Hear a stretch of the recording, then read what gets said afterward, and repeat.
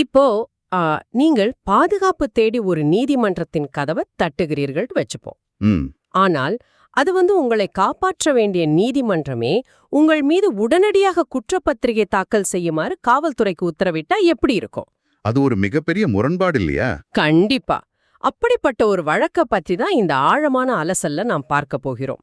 உங்களுக்காக பிரத்யேகமாக தயாரிக்கப்பட்ட பதிவு அது.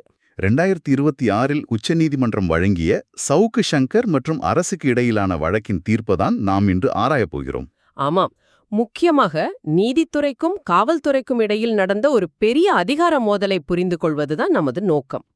ஒரு நீதிபதி காவல்துறையை கட்டாயப்படுத்தி ஒருவரை குற்றவாளியாக்க முடியுமா அப்படிங்கறதான் கேள்வி. இந்த வழக்குல நடந்த நிகழ்வுகள் பாத்தீங்கன்னா உண்மையிலே ஒரு திரைப்படத்தைப் போல அதிர்ச்சி அளிக்கக்கூடியவை. நீதிமன்றம் சென்றார். ஆமாமா, அவர் கேட்டது ஒரு கேடயம். ஆனா அவருக்கு கிடைத்தது என்னவோ ஒரு கத்தி. என்ன நடந்தது அங்கு? உயர்நீதிமன்றம் அவரது மனுவை தள்ளுபடி செய்ததோடு மட்டுமில்லாம ஒரு கடுமையான உத்தரவையும் பிறப்பித்தது. அதாவது நிலுவையில் உள்ள 13 வழக்குகளில் 4 மாதங்களுக்குள் குற்றப்பத்திரிகை தாக்கல் செய்யுமாறு காவல்துறைக்கு கெடு விதித்தது. சரியா சொன்னீங்க. அவர் உதவி கேட்டு போனார், ஆனா நிலைமை அப்படியே தலைகீழாக மாறிவிட்டது. இதனால்தான் அவர் நீதி கேட்டு உச்சநீதிமன்றத்திற்கு சென்றார். இது கேட்பதற்கே மிகவும் அநியாயமாக தெரிகிறதே. நீங்கள் நீதிக்காக போகும்போது உங்களை மேலும் சிக்கலில் மாட்டிவிடக்கூடாது இல்லையா? அதுதான். இந்த இடத்துலதான் உச்சநீதிமன்றம் ஒரு முக்கியமான விஷயத்தை கையில் எடுத்தது.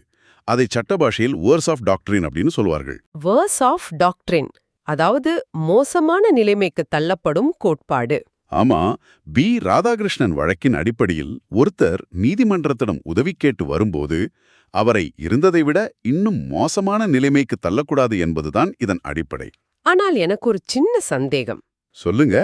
நீதிமன்றம் தானே உயர்ந்தது. அவர்கள் ஏன் விசாரணையை முடித்து குற்றப்பத்திரிகை தாக்கல் செய்யச் சொல்லி காவல்துறையை கட்டாயப்படுத்தக்கூடாது? அது நமது சட்டத்தின் அடிப்படைக்கே எதிரானது. சட்டப்படி பார்த்தால், அதாவது சிஆர்பிசி 173 அல்லது புதிய பிஎன்எஸ்எஸ் 193 பிரிவுகளின்படி ஒரு வழக்கின் விசாரணையின் வளர்ச்சியை நீதிமன்றம் கண்காணிக்கலாம். வளர்ச்சியை மட்டும்தான் கண்காணிக்க முடியும்? கண்டிப்பா. வழக்கில் போதிய ஆதாரம் உள்ளதா என முடிவு செய்யும் உரிமை, அதாவது ஃபார்மேஷன் ஆஃப் ஒப்பீனியன், விசாரணை அதிகாரிக்கு மட்டுமே உரியது. அந்த உரிமையை நீதிமன்றம் தட்டி பறிக்க முடியாது. ஓ, அப்படியென்றால் இது ஒரு பள்ளிக்கூடம் மாதிரி என்று சொல்லலாமா? எப்படி சொல்றீங்க? இப்போ தலைமை ஆசிரியர் ஒரு ஆசிரியரிடம் மாணவர்களை பரீட்சை எழுத வைத்து மதிப்பெண் சான்றிதழை சீக்கிரம் தயார் செய்யுங்கள் என்று சொல்லலாம். சரி. ஆனால் மாணவனை கட்டாயப்படுத்தி பாஸ் அல்லது ஃபெயில் ஆக்கச் சொல்லி வற்புறுத்த முடியாது. தேர்வெழுதிய பின் கிடைக்கும் ஆதாரங்களை வைத்து ஆசிரியர் மட்டுமே அதை தயாரிக்க வேண்டும். குற்றப்பத்திரிகை என்பதும் அந்த மதிப்பெண் சான்றிதழ் மாதிரிதானே? மிகச்சரியான உதாரணம். இதே லாஜிக் தான் ரிட் ஆஃப் மேண்டமஸ் எனப்படும் கட்டளை பேராணைக்கும் பொருந்தும். ஒரு மேலதிகாரி தன் ஊழியருக்கு இடும் கட்டளை போல. ஆமாம், உன் வேலையை செய் என்று சொல்லலாமே தவிர இப்படிதான் உனது விசாரணை முடிவு வரவேண்டும் என முன்கூட்டியே கட்டாயப்படுத்தக்கூடாது. அப்படி செய்தால் விசாரணை அதிகாரியின் சுதந்திரம் பறிபோய்விடும் இல்லையா? அதுதான் பிரச்சனை. அப்படியானால் உயர்நீதிமன்றம் கொடுத்த 4 மாத கெடுவால் காவல்துறை பதற்றத்தில் அவசரமாக செயல்பட்டிருக்குமே. ஆமாம், உயர்நீதிமன்றத்தின் கடமையான கெடுபிடியால் காவல்துறை சுதந்திரத்தை இழந்து எந்திரத்தனமாக செயல்பட்டதை உச்சநீதிமன்றம் சுட்டிக்காட்டியது. ஓஹோ.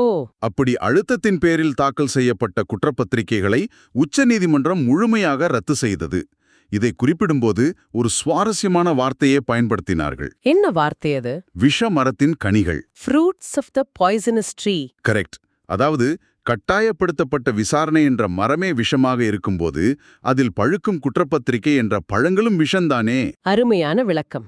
அதனால் விசாரணை அதிகாரி தன் சொந்த விருப்பத்தின்படி ஆதாரங்களின் அடிப்படையில் எந்த அழுத்தமும் இன்றி சுதந்திரமாக முடிவெடுக்க வேண்டும் என்று உத்தரவிட்டது. ஆமாம், இது பொதுமக்களாகிய உங்களுக்கு மிக முக்கியமான ஒரு பாடம். நீதிமன்றம் என்பது நீதிக்கான புகலிடமே தவிர உங்களை சிக்க வைக்கும் பொறி அல்ல. கண்டிப்பா.